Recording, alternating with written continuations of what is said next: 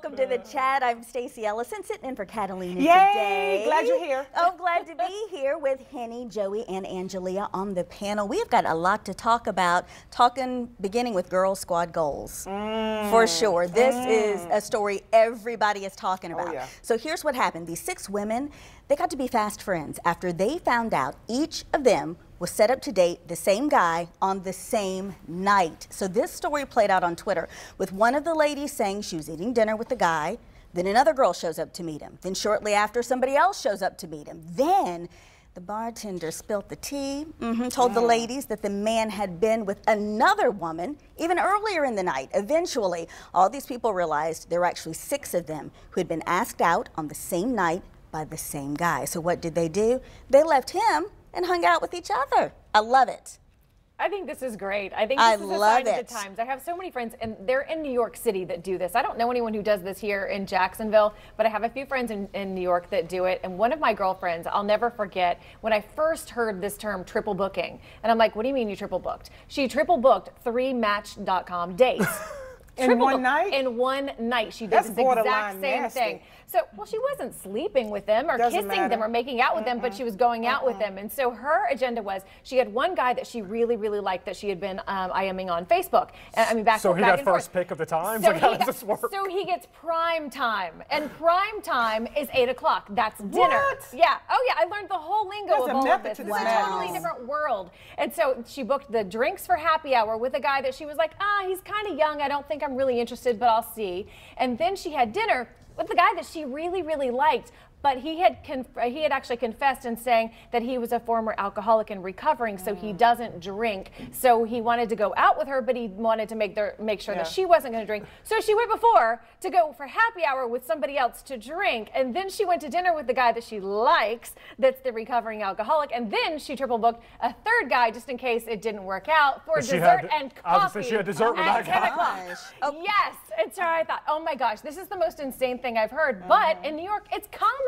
Okay, so you're saying you like this, and I wasn't sure where you were going when you said I love it. So here's my question to you. Okay, your girlfriends are doing this, but would you be irritated if you found out you were one of the ones who was double or triple or quadruple booked? I wouldn't at all. This is the same thing as speed dating. This is I'll go to you. I don't really have much in common. Oh, I'll go to you. But here's the thing: if you're single, why not book your dates Tuesday night, Wednesday night, Thursday night? Maybe you don't want to get ready Tuesday, Wednesday, and Thursday. You're a guy, so you may not look at it that way. Girls want to get ready one time. Can I tell you the lesson? It's rude. It's rude. The lesson of this story is So you better rude. tip your bartender well. Because I love that the bartender got in on it. It was like, the 4th date's on her way, ladies. Like, the bartender I wonder if the joined bartender forces. was a woman, because I can't see a man snitching like that. Yeah, that's bro code. That's true. Yeah, that's bro Seriously. code. I can see a girl being like, girl, you know he was here with somebody else earlier, right? Well, you know, but a dude would sit back and laugh at it. Absolutely. But you know, my thing is whether you like this booking triple.com, whatever you call it. What I like about this story is that the ladies did not turn on each other. That's something that's always irritated me about the whole relationship thing. Why are you irritated with each other instead of being irritated with him when he is kind of trying to, you know, double book all these people? I love that they were like, you know what, we don't need him. Let's have fun on our own. You should find this girl Lisette on Twitter, because if you read all of her tweets from that night, they are hysterical. Like, they all left, and then the bartender somehow told them that another girl has showed up. So that all like 4 of them went back to the bar, got the 5th girl, brought them back with her. Yeah. It's hysterical. This is like the ultimate case of the player got played.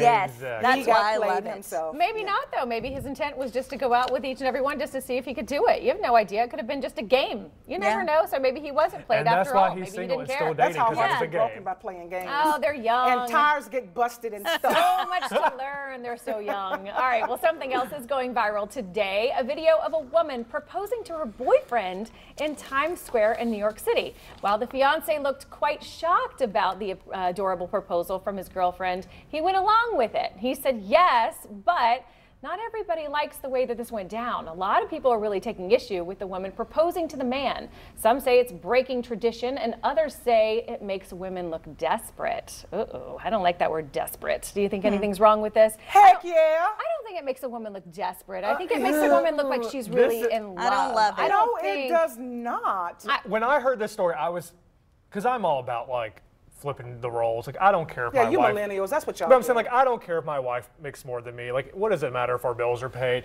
And when I first heard this, I was like, okay, good for her. Well, then if you start looking at the reactions on social media, which are pretty 50-50, I do kind of hear what people are saying. Like, a lot of times when men don't propose yet, that means they're not ready. So in a weird way, Exactly. you proposing, you kind of force his hand. Do you know what I'm saying? I don't know. It's just so like. It's just all that to kinds me, of that wrong. is my point, because often, traditionally, stereotypically, whatever you want to say, men are a little slower to commit. You know, statistically, they get married a little later than women and that kind of thing. And if he hasn't asked you, that's because he It's doesn't for a want to marry reason. you. Yeah. And I Yeah. mean, that's what you've got to think of. If he has not asked you, there's a reason. So you pushing things forward like that, you know, don't say you didn't ignore the signs. He didn't ask you. See, I think it's going to come full circle, and I think it's going to be thrown back in her face. And the guy's going to eventually either tell his friends or tell her, hey, this wasn't my idea. It was your idea. You're the Exactly. one that forced me into this. So I think it's going Very to true. come. I think it's going to turn on her Yeah. in the end. Because Yeah. you know how guys talk behind the scenes. And, you know, I didn't really want to marry her, but I want to embarrass her. You know, I mean, Yeah, so yeah. Because you're Yeah. standing in the Feelings. middle of Times Square when she asks you. You Yes. have to do it. You have to That say was yes. pretty big. That was pretty big for her to do it in that location. But but you guys know, I'm going to take it to the Bible for a moment. Proverbs 18:22 says, Hey, come on. okay, when a man findeth a wife, he findeth a good thing. A wife. So a man find a wife. Now, back in the day, as we know, as Scripture says, when a man wants to marry a woman, he goes to her family. Then he goes to his family, take her to his family, and they grow, they be fruitful and multiply from there. It didn't say you go to Times Square and you propose to the man. I just wish the best for her, but I can totally see this coming back to bite her. It's just tradition. Tradition is a man. Well, somebody said on Twitter there are some traditions that should not be broken. This Absolutely, is one of them. and this is one. Anytime God is in a tradition, it's not made Agreed. to be redone at all. Yeah. Well, my question is this: like, I'm a big believer of if you're a guy going to propose to a girl, you should get her parents, if her parents are alive, whoever is that figure in her life, their approval. So did she go and ask his parents, "Can I propose to your Probably. son?" Do you know what I'm saying? At this point, I'm not anything. Not that she's traditional. I don't Yeah. think so. Probably not. doing. Well, best of luck to them. But we're going to move on now from today's file of It Is Always Something. So here's the story. A Brooklyn-based brand called Uzi recently released a dress named the Refugee Dress. Now, as you can imagine, people were not happy about this, and many calling it disrespectful and demanding an apology from the company. Now, the company since has changed the name of the dress, and the co-founder says that the original name of the dress was intended to keep important issues at the forefront of shoppers' minds, not to cause offense.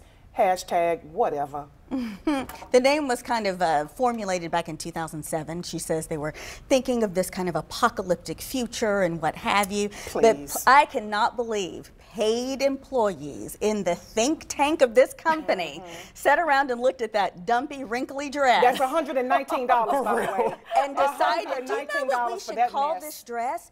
The refugee dress. And then who it- said great idea? And there That's what was I'm not one person in the entire room to say, you know what? Bad We idea. might want to rethink that. And it amazes me how many times companies make these types Well, I was of gonna say, I was mistakes. thinking about when Pepsi had that big backlash with that Kendall Jenner commercial. Oh, yeah. They're like, Yeah. So nobody in the Pepsi Corporation said this could not be Eggs, good. or do you guys remember ColourPop? Just last year, they have. It's a great.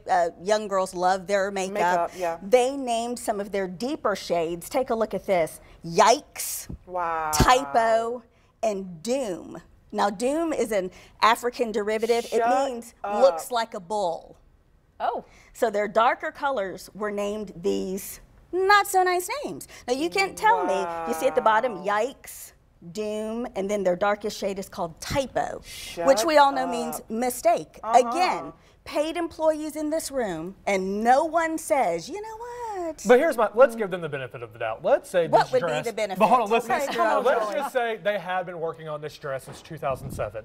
So in 10 years, the Syrian refugee crisis has kind of, become a hot topic news, story. So in 10 years, still nobody said we should probably rebrand this dress. Well, listen, it's just because the Syrian, that is the cause du jour.